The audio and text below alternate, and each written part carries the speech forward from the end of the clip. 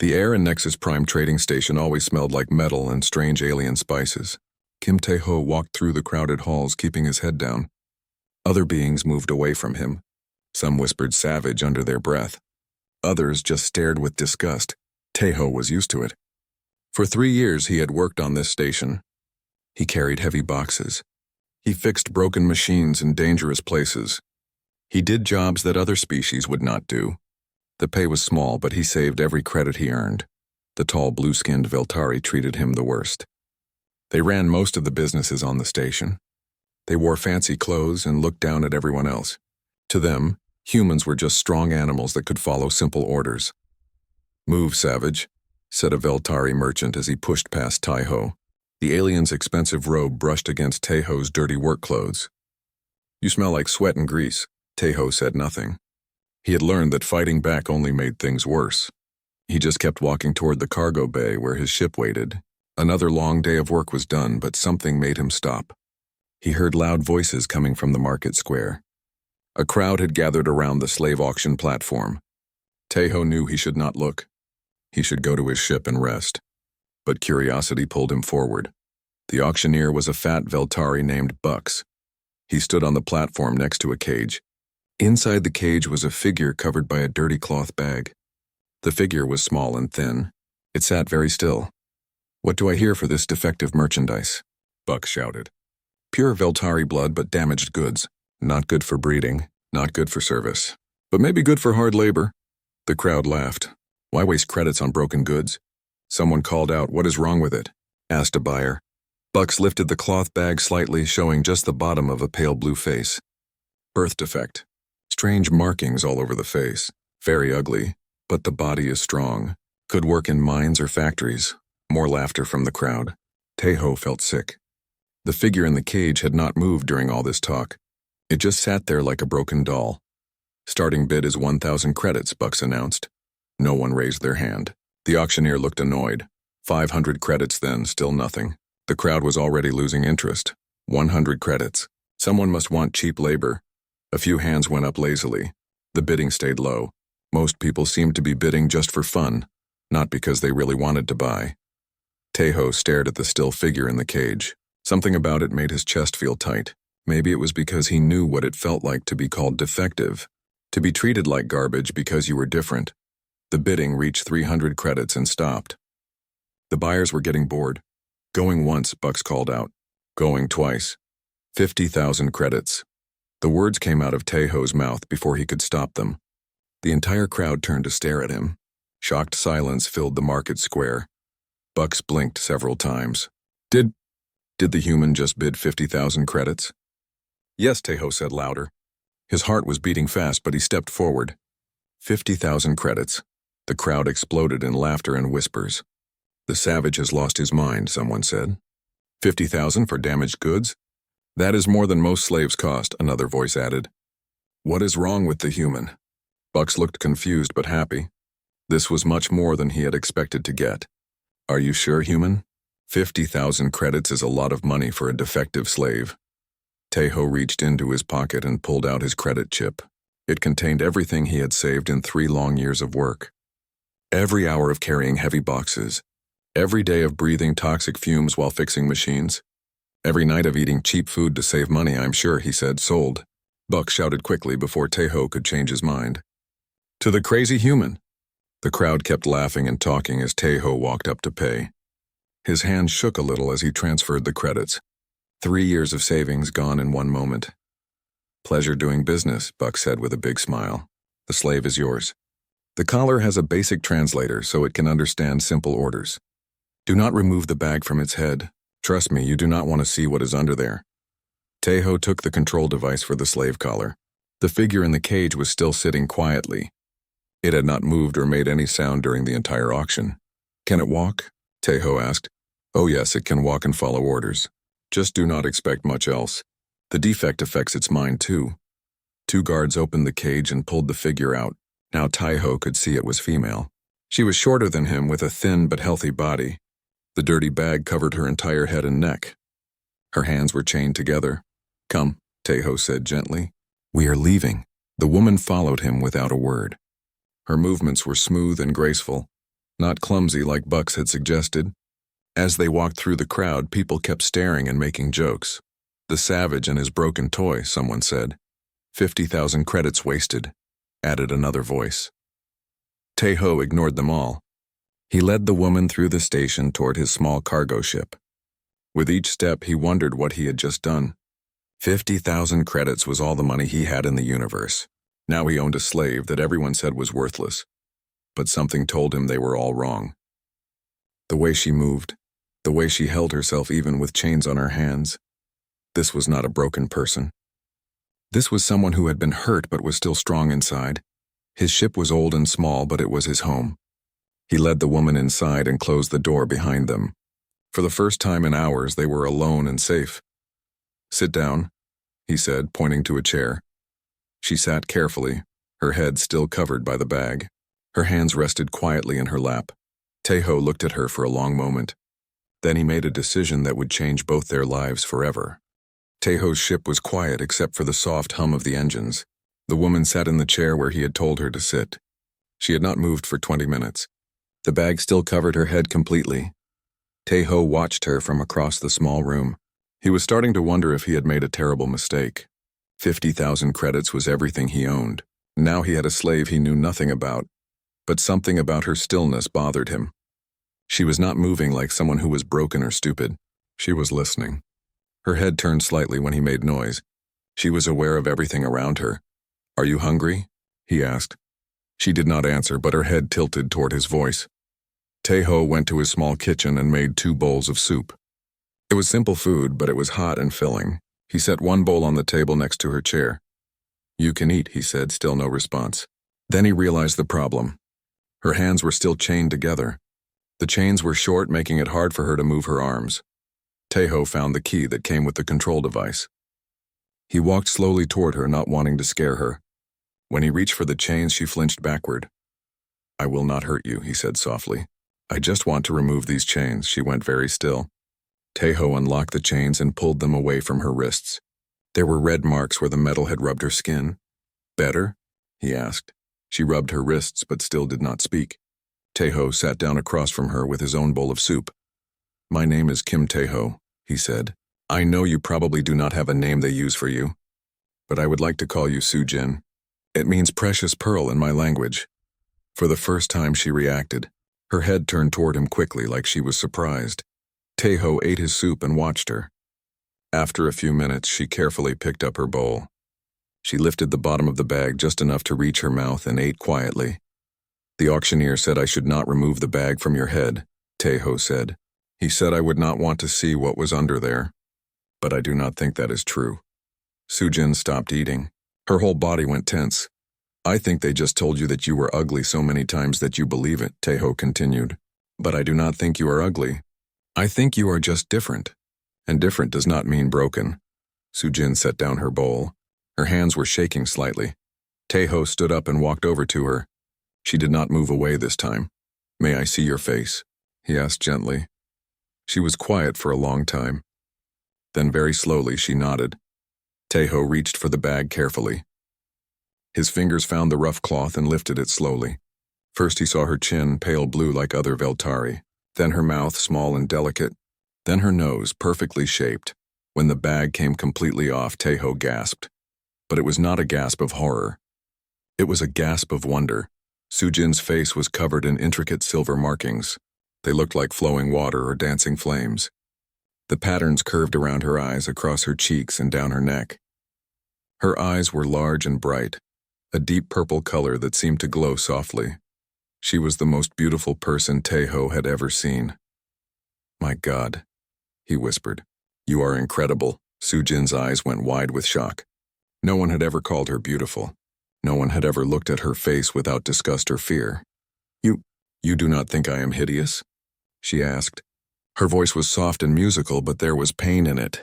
"Hideous?" Tae-ho shook his head. "You are the most beautiful being I have ever seen. These markings are amazing. They look like art." Tears started running down Soo-jin's face. She covered her face with her hands. "Why are you crying?" Tae-ho asked, worried he had said something wrong. "Because," she said through her tears, "no one has ever called me beautiful. Ever." My own mother hid me away because she was ashamed of how I looked. Teho felt anger growing in his chest. Not at her, but at everyone who had made her feel this way. "What are these markings?" he asked. "They are too perfect to be random." Sujin looked up at him.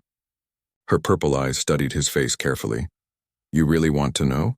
"Yes," she took a deep breath. "I am what my people call a truth seer. We are born with these markings. They allow us to see through lies and deception. We can tell when someone is lying just by looking at them." Teho blinked. "That sounds like a useful ability." "It is why my people fear us," Sujin said. "The Veltari Empire is built on lies and corruption.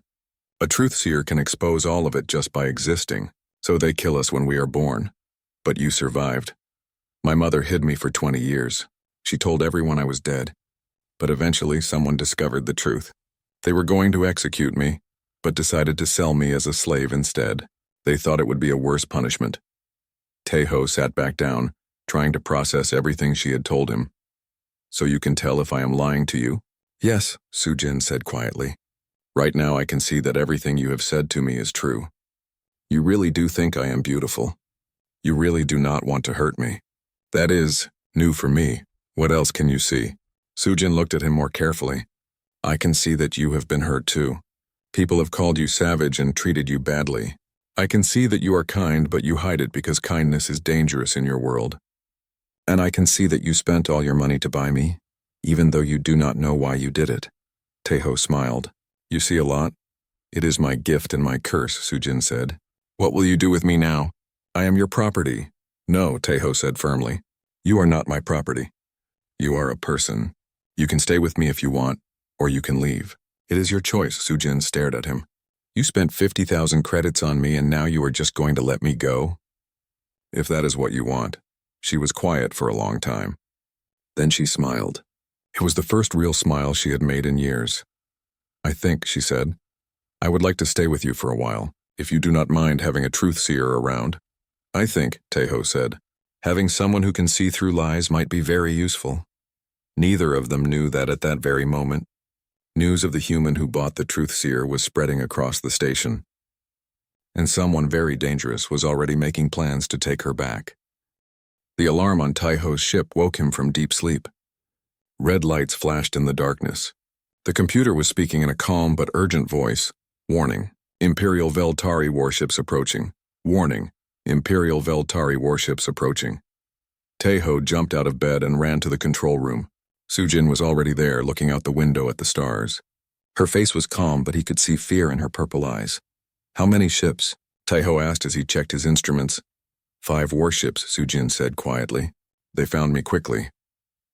"Maybe they are just passing through," Teho said, but he did not believe it. The communication system crackled to life. A cold voice spoke in perfect human language. "Human cargo ship. This is Lord Commander Park Hyunwoo of the Imperial Guard. You will surrender the stolen Veltari property immediately." Teho looked at Sujin. "Stolen property?" "I told you," she said. "They cannot let a truth seer live free. I am too dangerous to their lies." Teho grabbed the communication device. "This is Captain Kim Teho. I bought the woman legally at a public auction. I have the papers to prove it." "The sale was illegal," Hyunwoo replied. "The creature you bought is a dangerous criminal. Return her now and we will not destroy your ship."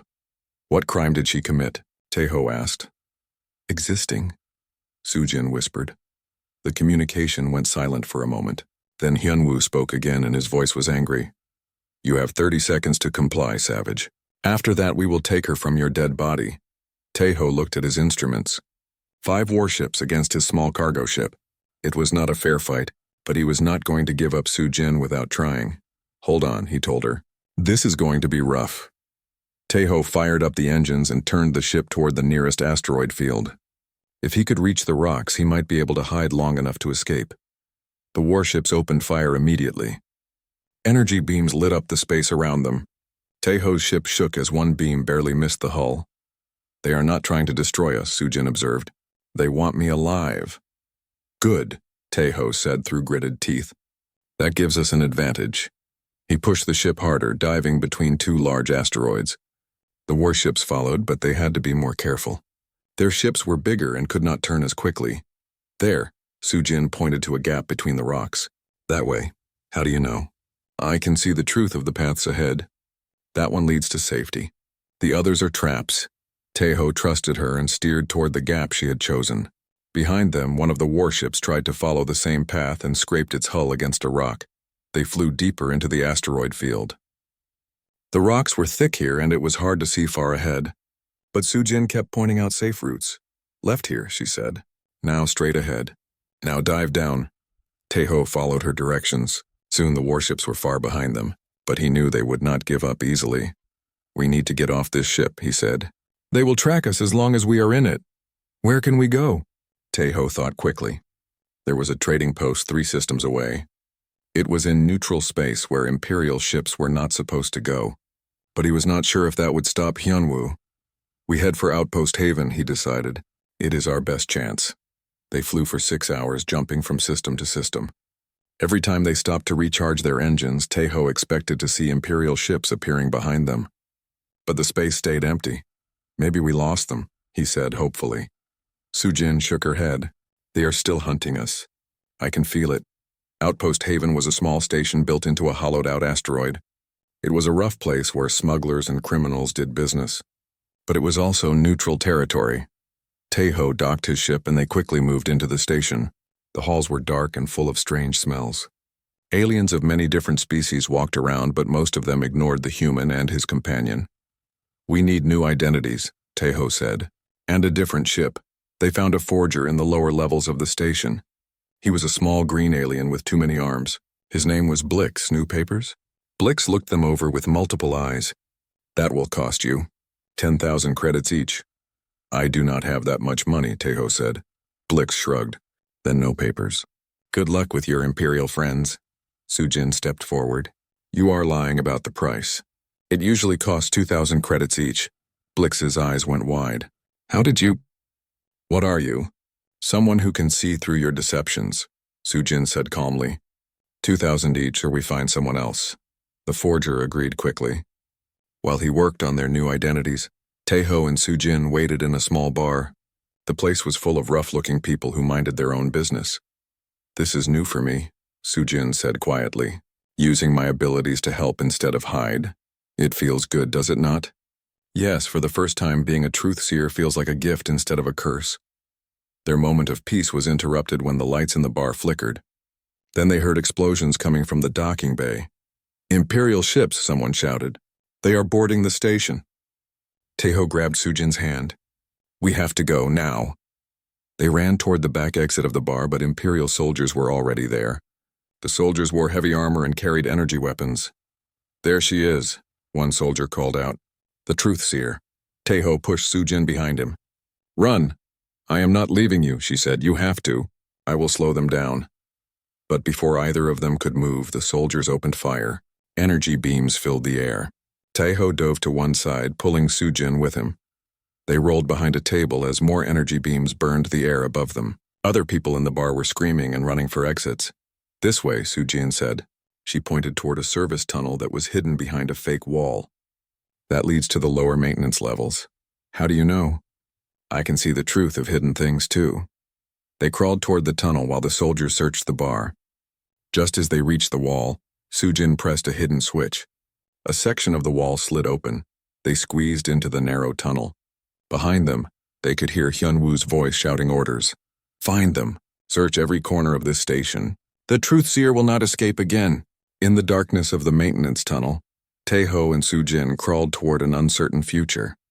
But for the first time since the hunt began, Taeho felt hope. Sujin's abilities were incredible. With her help, maybe they really could stay ahead of the Imperial forces. He just hoped they could find allies before Hyunwoo found them. The stolen ship shook violently as it entered the atmosphere. Smoke poured from the damaged engines. Taeho fought with the controls, trying to keep them from crashing too hard. I can see a flat area ahead, Sujin said, pointing through the cracked window. Aim for that field. The ship hit the ground hard and bounced twice before sliding to a stop. Steam rose from the broken engines. They were lucky to be alive. Taeho looked around at the landscape outside. Rolling green hills stretched as far as he could see. In the distance, he could see buildings that looked like a small town. Where are we? Sujin asked. Taeho checked his broken navigation system. New Seoul. It is a human colony world on the frontier. Very basic. No spaceports or fancy technology. Will they help us? I do not know. Frontier colonies usually avoid trouble with the Empire. They gathered what supplies they could carry and started walking toward the town. The sun was setting, painting the sky orange and red. It was peaceful here, very different from the metal halls of Nexus Prime. The town was small but well built. Humans worked in gardens and repaired buildings. Children played in the streets. When they saw Taeho and Sujin approaching, they stopped and stared. A man with gray hair and kind eyes walked up to them. I am Mayor Choi Minho. You folks look like you have had some trouble. Our ship crashed, Taeho said. We need help. Minho's eyes moved to Sujin. He had never seen a Veltari up close before, especially not one with silver markings on her face. Is she... He started to ask. A friend, Taeho said firmly. Someone who needs protection. Minho nodded slowly. Well, we do not turn away people in need. Come. You can stay at the guest house tonight. Tomorrow we will see what we can do about your ship. The guest house was simple but clean. The other colonists brought them food and warm clothes. Most of them were curious about Sujin, but they were polite and did not stare too much. That night, Taeho and Sujin sat by a small fire. It was the first time in days they felt safe. These humans are different from the ones on Nexus Prime, Sujin observed. They are not afraid of being kind. Frontier colonies are like that, Taeho said. Life is hard out here. People have to help each other to survive. The next morning, Mayor Minho came to see them. His face was worried. We have a problem, he said. There is a Veltari trade representative in town, Ambassador Lee Hae-in. She has been here for a week, supposedly negotiating better trade deals for us. Taeho felt his stomach drop. Trade representative? She says she heard about the crash and wants to help. She is offering to take your friend back to Veltari space for medical treatment. Sujin stood up quickly. She is lying. There is no medical treatment. She is here to capture me. How can you be sure? Minho asked. Because I can see lies, Sujin said simply. It is what I do. Minho looked confused. Sujin explained about being a truth seer and what that meant. The mayor listened carefully, his expression growing more serious. If what you say is true, then Ambassador Hae-in has been lying to us about many things. Take me to her, Sujin said. I will show you. They found Ambassador Hae-in in the town hall. She was a tall, elegant Veltari wearing expensive robes. She smiled when she saw Sujin. Ah, the poor injured traveler, Hae-in said sweetly. I have been so worried about you. I have arranged for a medical ship to take you home. Sujin looked at her carefully. The silver markings on her face seemed to glow slightly. You are lying, Sujin said calmly. There is no medical ship. You are here to spy on this colony. You have been sending reports about their defenses and population. You are planning something bad. Hae-in's smile disappeared. That is ridiculous. Why would you believe the words of a defective creature? Because, Mayor Minho said slowly, she just told me things about you that she could not possibly know unless she was telling the truth. Sujin continued to stare at the ambassador. More information flowed through her mind. You have been putting something in their food supplies, she said. A chemical that makes humans less intelligent and less healthy. The Empire has been doing this to all human colonies. That is impossible, Hae-in said, but her voice was shaking. You are also planning to sabotage their power plant tomorrow night. You want to make it look like an accident, but it is really an attack to weaken the colony before Imperial forces arrive. Mayor Minho's face went red with anger. Is this true? Of course not, Hae-in said. This creature is clearly insane, but Sujin was not finished. The most important lie is about humans themselves. You have told them they are primitive and weak. But that is not true. Humans have natural mental abilities that your people fear. The chemicals you put in their food suppress these abilities. Enough, Hae-in shouted. She reached for a weapon hidden in her robes, but Mayor Minho was faster. He grabbed the weapon before she could use it. Guards, he called out. Arrest this spy. As the guards took Hae-in away, she screamed threats about Imperial vengeance. But it was too late. Her lies had been exposed. That evening, Mayor Minho called a town meeting. Everyone gathered in the main hall. Sujin explained what she had learned from reading the ambassador's lies. The Empire has been keeping us weak on purpose, Minho told the crowd. They have been poisoning us and lying to us for years. What can we do about it? Asked a woman in the crowd. First, we stop eating any food that comes from Imperial suppliers, Minho said. Second, we prepare for attack. They will come for our friend here, and they will not be happy that we discovered their spy.